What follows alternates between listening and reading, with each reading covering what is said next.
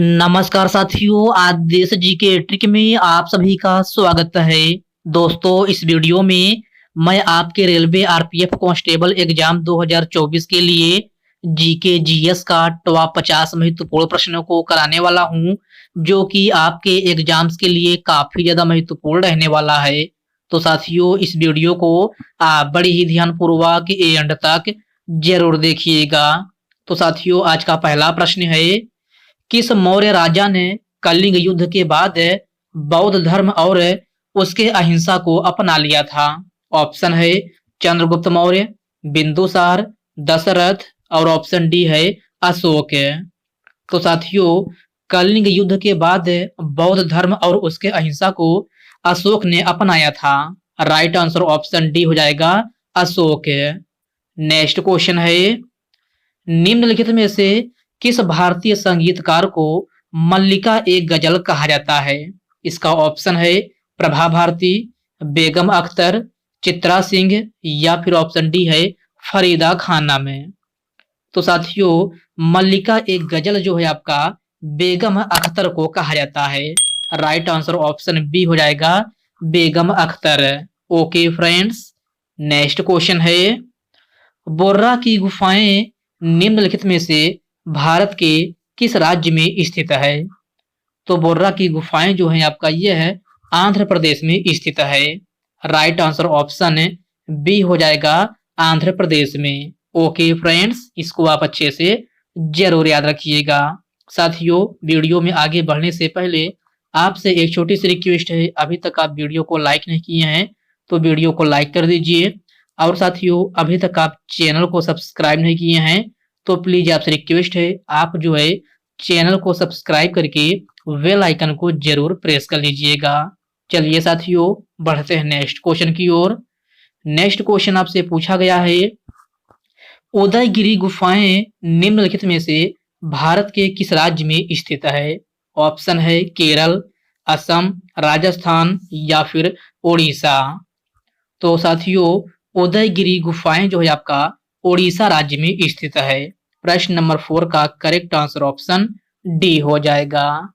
आपका next question है, निम्नलिखित में से कौन सा शासक मौर्य वंश से संबंधित नहीं है? तो साथियों, बिंदुसार, चंद्रगुप्त, अशोक, ये सभी शासक जो है आपका मौर्य वंश से संबंधित हैं, लेकिन आपका बिंबिसार जो है आपका ये है मौर्य वंश से संबंधित नहीं है। तो आपका प्रश्न नंबर 5 का करेक्ट आंसर ऑप्शन डी हो जाएगा। साथियों, बिंबिसार किस वंश से संबंधित है? तो साथियों, इसका संबंध जो है हर्यक वंश से है। किस वंश से? हर्यक वंश से। तो इस पॉइंट को भी आप अच्छे से जरूर ध्यान में रखिएगा। अगला प्रश्न है, भारतीय संविधान के उद्देशिका में कितनी बार संशोधन हुआ है? 1 बार, 2 बार, 3 बार या फिर 4 बार? तो प्यारे साथियों, भारतीय संविधान की उद्देशिका में 1 बार संशोधन हुआ है। प्रश्न नंबर 6 का करेक्ट आंसर ऑप्शन ए हो जाएगा। आपका नेक्स्ट क्वेश्चन है, झारखंड में पाई जाने वाली लोहे की खदानों ने प्राचीन भारत में किस साम्राज्य के उदय में सहयोग किया था? तो आपका राइट आंसर ऑप्शन ए हो जाएगा मगध है। ओके फ्रेंड्स, क्लियर है। चलिए बढ़ते हैं नेक्स्ट क्वेश्चन की ओर। नेक्स्ट क्वेश्चन आपसे पूछा गया है, भारतीय संविधान की उद्देशिका में कितने प्रकार के न्याय का उल्लेख किया गया है?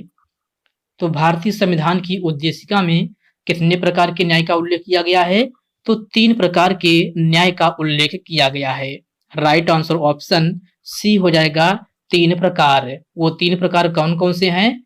तो सामाजिक न्याय है, आर्थिक न्याय और राजनीतिक न्याय। ये सभी तीनों न्याय जो है आपका भारतीय संविधान की उद्देशिका में उल्लेख किया गया है।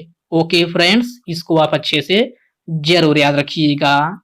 आपका नेक्स्ट क्वेश्चन है, उस्ताद सुल्तान खान का संबंध निम्नलिखित में से किस वाद्य यंत्र से है? सारंगी, तबला, सरोद या फिर सितार? आपका राइट आंसर ऑप्शन ए हो जाएगा सारंगी। उस्ताद सुल्तान खान का संबंध जो है सारंगी वाद्य यंत्र से है। ललिता और नंदिनी बहनें किस वाद्य यंत्र को बजाने के लिए जानी जाती हैं? तो साथियों, ललिता और नंदिनी बहनें जो है आपका वायलिन वाद्य यंत्र को बजाने के लिए जानी जाती हैं। प्रश्न नंबर 10 का करेक्ट आंसर ऑप्शन ए हो जाएगा वायलिन। ओके फ्रेंड्स, क्लियर है। चलिए बढ़ते हैं नेक्स्ट क्वेश्चन की ओर। नेक्स्ट क्वेश्चन आपसे पूछा गया है, हम भारत के लोग शब्द भारतीय संविधान की उद्देशिका में किसका प्रतीक है? तो साथियों, यह आपका भारतीय नागरिकों की सर्वोच्चता का प्रतीक है। किसका? भारतीय नागरिकों की सर्वोच्चता। तो प्रश्न नंबर 11 का करेक्ट आंसर ऑप्शन डी हो जाएगा। सलाल परियोजना निम्नलिखित में से किस नदी पर स्थित है? चेनाब नदी, सतलज नदी, कावेरी नदी या फिर ऑप्शन डी है झेलम नदी। तो सलाल परियोजना जो है आपका चेनाब नदी पर स्थित है। राइट आंसर ऑप्शन ए हो जाएगा चेनाब नदी। भारत रत्न की शुरुआत कब हुई थी? तो सभी प्यारे साथी इसका आंसर बताएंगे कि भारत रत्न की शुरुआत कब हुई थी। तो इसकी शुरुआत 1954 ईस्वी में हुई थी। प्रश्न नंबर 13 का करेक्ट आंसर ऑप्शन डी हो जाएगा 1954 में। अगर डेट पूछा जाए तो 2 जनवरी याद रखिएगा। 2 जनवरी 1954 ईस्वी में भारत रत्न की शुरुआत हुई थी। ओके फ्रेंड्स, नेक्स्ट क्वेश्चन है, तृतीय आंग्ल मैसूर युद्ध कब हुआ था? तो तृतीय आंग्ल मैसूर युद्ध जो है आपका 1790-92 में हुआ था। राइट आंसर ऑप्शन डी हो जाएगा 1790 से 1792 तक। ओके फ्रेंड्स, इसको आप अच्छे से जरूर याद रखिएगा। आपका नेक्स्ट क्वेश्चन है, चतुर्थ आंग्ल मैसूर युद्ध कब हुआ था? तो चतुर्थ आंग्ल मैसूर युद्ध जो है आपका 1798 से 1799 तक हुआ था। राइट आंसर ऑप्शन ए हो जाएगा। साथियों, अगर आपसे पूछा जाए कि चतुर्थ आंग्ल मैसूर युद्ध किसके बीच में हुआ था, तो यह युद्ध जो है आपका टीपू सुल्तान और अंग्रेजों के बीच में हुआ था। तो इस पॉइंट को भी आप अच्छे से जरूर ध्यान में रखिएगा। निम्नलिखित में से भारत के प्रथम लोकसभा अध्यक्ष कौन थे? जीबी मावलंकर, रामप्रसाद बिस्मिल, महात्मा गांधी या फिर ऑप्शन डी है इनमें से कोई नहीं। तो भारत के प्रथम लोकसभा अध्यक्ष जीबी मावलंकर थे। प्रश्न नंबर 16 का करेक्ट आंसर ऑप्शन ए हो जाएगा। आंख के किस भाग पर वस्तु का प्रतिबिंब बनता है? तो इस प्रश्न में आपसे पूछा जा रहा है कि आंख के किस भाग पर वस्तु का प्रतिबिंब बनता है। तो साथियों, यह आपका रेटिना पर बनता है। राइट आंसर ऑप्शन ए हो जाएगा रेटिना।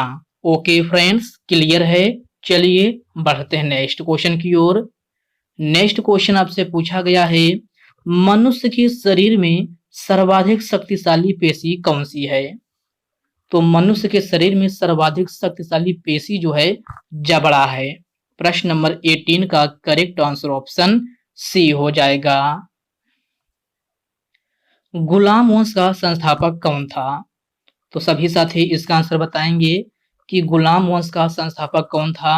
ऑप्शन दिया गया है इल्तुतमिश, बलबन, अकबर या फिर कुतुबुद्दीन ऐबक।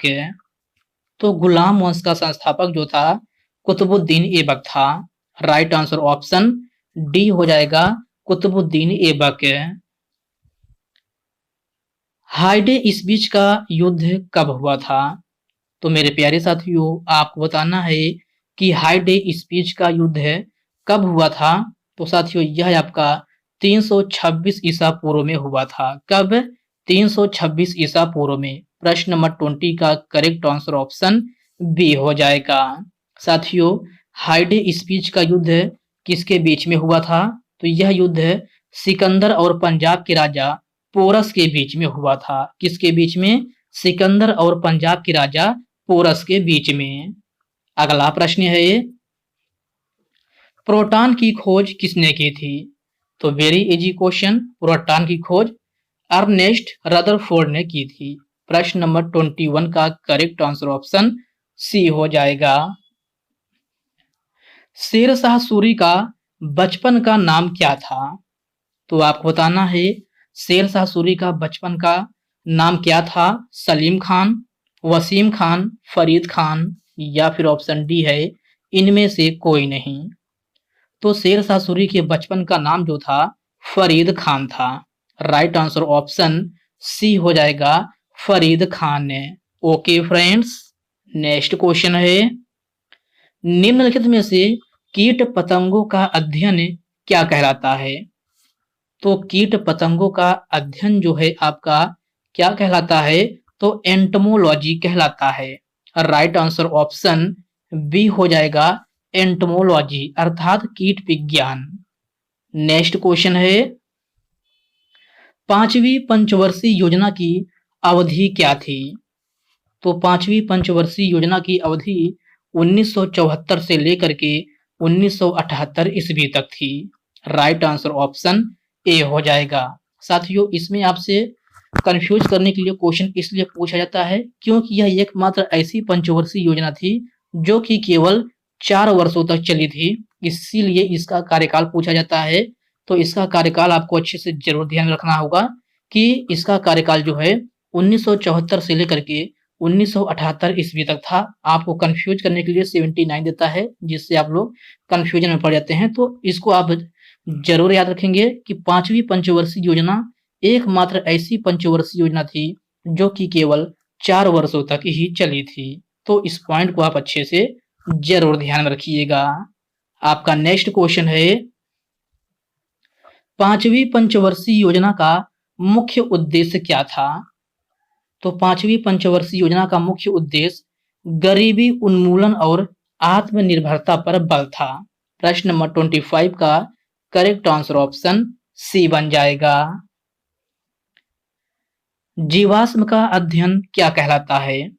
तो सभी प्यारे साथी इसका आंसर बताएंगे कि जीवाश्म का अध्ययन क्या कहलाता है। पैलेंटोलॉजी, ऑर्निथोलॉजी, कार्डियोलॉजी या फिर ऑप्शन डी दिया गया है इनमें से कोई नहीं। तो जीवाश्म का अध्ययन पैलेंटोलॉजी कहलाता है। प्रश्न नंबर 26 का राइट आंसर ऑप्शन ए हो जाएगा। साइलेंट वैली किस राज्य में स्थित है? राजस्थान, झारखंड, केरल या फिर कर्नाटक है? तो साइलेंट वैली जो है आपका केरल राज्य में स्थित है। राइट आंसर ऑप्शन सी हो जाएगा, केरल राज्य में। ओके फ्रेंड्स, क्लियर है। चलिए बढ़ते हैं नेक्स्ट क्वेश्चन की ओर। नेक्स्ट क्वेश्चन आपसे पूछा गया है, मनुष्य का वैज्ञानिक नाम क्या होता है? तो मनुष्य का वैज्ञानिक नाम क्या होता है? होमो सेपियंस होता है। राइट आंसर ऑप्शन डी हो जाएगा, होमो सेपियंस। साथियों, मैग्नीफेरा इंडिका जो है आपका यह आम का वैज्ञानिक नाम होता है। और आजादी चर्चा की बात की जाए तो यह नीम के वृक्ष का वैज्ञानिक नाम होता है। और एफिलोस इंडिका की बात की जाए तो यह आपका हाथी का वैज्ञानिक नाम होता है। और मनुष्य का आपका पूछा गया है तो मनुष्य का होमो सेपियंस होता है। ओके फ्रेंड्स, क्लियर है। इन पॉइंट को आप अच्छे से जरूर ध्यान में रखिएगा। आपका नेक्स्ट क्वेश्चन है, किस पंचवर्षीय योजना में इसरो की स्थापना की गई थी? तो इसरो की स्थापना किस पंचवर्षीय योजना में की गई थी? तो यह आपका चौथी पंचवर्षीय योजना में की गई थी। प्रश्न नंबर 29 का राइट आंसर ऑप्शन डी बन जाएगा। हाथी का वैज्ञानिक नाम क्या होता है? तो पिछले क्वेश्चन में मैंने आपको बता दिया था, हाथी का वैज्ञानिक नाम एफिलोस इंडिका होता है। राइट आंसर ऑप्शन ए हो जाएगा, एफिलोस इंडिका। मैग्नीफेरा आम का होता है, होमो सेपियंस आपका मनुष्य का होता है। मार्स गैस का प्रमुख घटक कौन सा है? तो आप बताना है मार्स गैस का प्रमुख घटक कौन सा है? तो यह आपका मीथेन है। प्रश्न नंबर 31 का राइट आंसर ऑप्शन सी हो जाएगा। मन्नार की खाड़ी कहाँ स्थित है? अरब सागर, हिंद महासागर, कच्छ की खाड़ी या फिर बंगाल की खाड़ी। तो मन्नार की खाड़ी जो है आपका हिंद महासागर में स्थित है। कहाँ? हिंद महासागर में। प्रश्न नंबर 32 का करेक्ट आंसर ऑप्शन बी हो जाएगा। ऑक्सीजन का हटना, हाइड्रोजन का जुड़ना क्या कहलाता है? परासरण, विसरण, उपचयन या फिर अपचयन? तो ऑक्सीजन का हटना, हाइड्रोजन का जुड़ना जो है आपका अपचयन कहलाता है। राइट आंसर ऑप्शन डी हो जाएगा, अपचयन। ओके फ्रेंड्स, इसको आप अच्छे से जरूर याद रखिएगा। किस पंचवर्षीय योजना में पहली बार गरीबी हटाओ का नारा दिया गया था? 8वीं पंचवर्षीय योजना, 7वीं पंचवर्षीय योजना, चौथी या फिर 5वीं पंचवर्षीय योजना? तो मेरे प्यारे साथियों, पहली बार गरीबी हटाओ का नारा जो है आपका 5वीं पंचवर्षीय योजना में दिया गया था। प्रश्न नंबर 34 का राइट आंसर ऑप्शन डी हो जाएगा। गुलाब का वैज्ञानिक नाम क्या होता है? तो गुलाब का वैज्ञानिक नाम रोजा होता है। राइट आंसर ऑप्शन ए हो जाएगा, रोजा। आप इसको ऐसे याद कर सकते हैं कि रोज मीन्स क्या होता है? तो रोज मीन्स गुलाब होता है, तो इसी में आप रोजा कर दीजिए, तो ये आपका क्या हो गया? गुलाब का वैज्ञानिक नाम हो गया। नेक्स्ट क्वेश्चन है, लोकसभा का सचिवालय निम्न में से किसके द्वारा नियंत्रित होता है? गृह मंत्रालय, लोकसभा अध्यक्ष, उपरोक्त दोनों या फिर इनमें से कोई नहीं? तो लोकसभा का सचिवालय जो है आपका लोकसभा अध्यक्ष के द्वारा नियंत्रित होता है। प्रश्न नंबर 36 का राइट आंसर ऑप्शन बी हो जाएगा। भारतीय घास और चारा अनुसंधान कहाँ स्थित है? भोपाल में, नागपुर में, जयपुर में या फिर झांसी में? तो मेरे प्यारे साथियों, भारतीय घास और चारा अनुसंधान जो है आपका ये है झांसी में स्थित है। राइट आंसर ऑप्शन डी हो जाएगा, झांसी में। ओके फ्रेंड्स, क्लियर है? चलिए बढ़ते हैं नेक्स्ट क्वेश्चन की ओर। नेक्स्ट क्वेश्चन आपसे पूछा गया है, संयुक्त राष्ट्र पर्यावरण कार्यक्रम अर्थात यूएनईपी का मुख्यालय कहाँ स्थित है? नैरोबी में, वाशिंगटन में, न्यूयॉर्क में या फिर ईरान में? आपका राइट आंसर ऑप्शन ए हो जाएगा, नैरोबी में। इंडियन ब्यूरो ऑफ माइंस का मुख्यालय कहाँ स्थित है? हैदराबाद, अहमदाबाद, कानपुर या फिर नागपुर? तो इंडियन ब्यूरो ऑफ माइंस का मुख्यालय नागपुर में स्थित है। प्रश्न नंबर 39 का राइट आंसर ऑप्शन डी हो जाएगा, नागपुर में। निम्नलिखित में से राजस्थान के माउंट आबू में प्रसिद्ध दिलवाड़ा मंदिर किसने बनवाया था?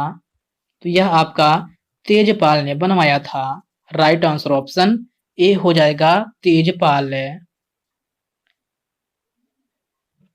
दक्षिण भारत की सबसे लंबी नदी कौन सी है? तो सभी प्यारे साथी इसका आंसर बताएंगे कि दक्षिण भारत की सबसे लंबी नदी कौन सी है? तो साथियों यह है आपका गोदावरी नदी है। राइट आंसर ऑप्शन बी हो जाएगा, गोदावरी नदी। बद्रीनाथ किस नदी के तट पर स्थित है? अलकनंदा, ब्रह्मपुत्र, कावेरी या फिर चंबल? तो बद्रीनाथ जो है आपका अलकनंदा नदी के तट पर स्थित है। राइट आंसर ऑप्शन ए बन जाएगा। रोहतांग दर्रा कहाँ स्थित है? सिक्किम में, मेघालय में, राजस्थान में या फिर हिमाचल प्रदेश में? तो रोहतांग दर्रा जो है आपका हिमाचल प्रदेश में स्थित है। प्रश्न नंबर 43 का राइट आंसर ऑप्शन डी हो जाएगा। भारत का सबसे बड़ा पठारी राज्य कौन सा है? तो मेरे प्यारे साथियों, आपको बताना है कि भारत का सबसे बड़ा पठारी राज्य कौन सा है? तो यह आपका मध्य प्रदेश है। राइट आंसर ऑप्शन सी हो जाएगा, मध्य प्रदेश। पानीपत का तृतीय युद्ध कब हुआ था? 1756 में, 1761 में, 1776 में, या फिर ऑप्शन डी है 1758 में। तो पानीपत का तृतीय युद्ध जो है 1761 ईस्वी में हुआ था। राइट आंसर ऑप्शन बी हो जाएगा 1761 ईस्वी में। अगर आपसे डेट पूछा जाए तो 14 जनवरी, कब? 14 जनवरी 1761 ईस्वी में जो है आपका पानीपत का तृतीय युद्ध हुआ था। ओके फ्रेंड्स, क्लियर है। चलिए बढ़ते हैं नेक्स्ट क्वेश्चन की ओर। नेक्स्ट क्वेश्चन आपसे पूछा गया है, काजीरंगा नेशनल पार्क कहाँ स्थित है? असम में, मेघालय में, राजस्थान में, या फिर केरल में? तो काजीरंगा नेशनल पार्क जो है आपका असम राज्य में स्थित है। राइट आंसर ऑप्शन ए हो जाएगा असम राज्य में। ओके फ्रेंड्स, नेक्स्ट क्वेश्चन है, निम्नलिखित में से किसे दक्षिण भारत का मैनचेस्टर कहा जाता है? ऑप्शन है मदुरई को, चेन्नई को, बंगलौर को, या फिर कोयम्बटूर को। तो दक्षिण भारत का मैनचेस्टर जो है आपका कोयम्बटूर को कहा जाता है। किसको? कोयम्बटूर को। प्रश्न नंबर 47 का राइट आंसर ऑप्शन डी हो जाएगा। दुधवा नेशनल पार्क किस राज्य में स्थित है? उत्तर प्रदेश, राजस्थान, झारखंड, या फिर हिमाचल प्रदेश है? तो दुधवा नेशनल पार्क जो है आपका उत्तर प्रदेश में स्थित है। राइट आंसर ऑप्शन ए हो जाएगा उत्तर प्रदेश में। उत्तर प्रदेश में कहाँ स्थित है? तो यह आपका लखीमपुर खीरी में स्थित है। कहाँ? लखीमपुर खीरी में। तो इस जगह को भी आप जरूर याद रखिएगा। याओसांग नामक त्योहार किस राज्य में मनाया जाता है? तो याओसांग नामक त्योहार जो है आपका मणिपुर में मनाया जाता है। राइट आंसर ऑप्शन सी हो जाएगा मणिपुर में। ओके फ्रेंड्स, इसको आप अच्छे से जरूर याद रखिएगा। आपका नेक्स्ट क्वेश्चन है, निम्नलिखित में से अशोक स्तंभ कहाँ स्थित है?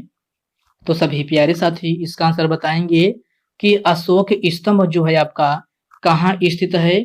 ऑप्शन दिया गया है नालंदा में, सारनाथ में, पावापुरी में, या फिर ऑप्शन डी है इनमें से कोई नहीं। तो मेरे प्यारे साथियों, अशोक स्तंभ जो है आपका यह है सारनाथ में स्थित है। प्रश्न नंबर 50 का राइट आंसर ऑप्शन बी हो जाएगा सारनाथ में। ओके फ्रेंड्स, इसको आप अच्छे से जरूर याद रखिएगा। आपका नेक्स्ट क्वेश्चन है,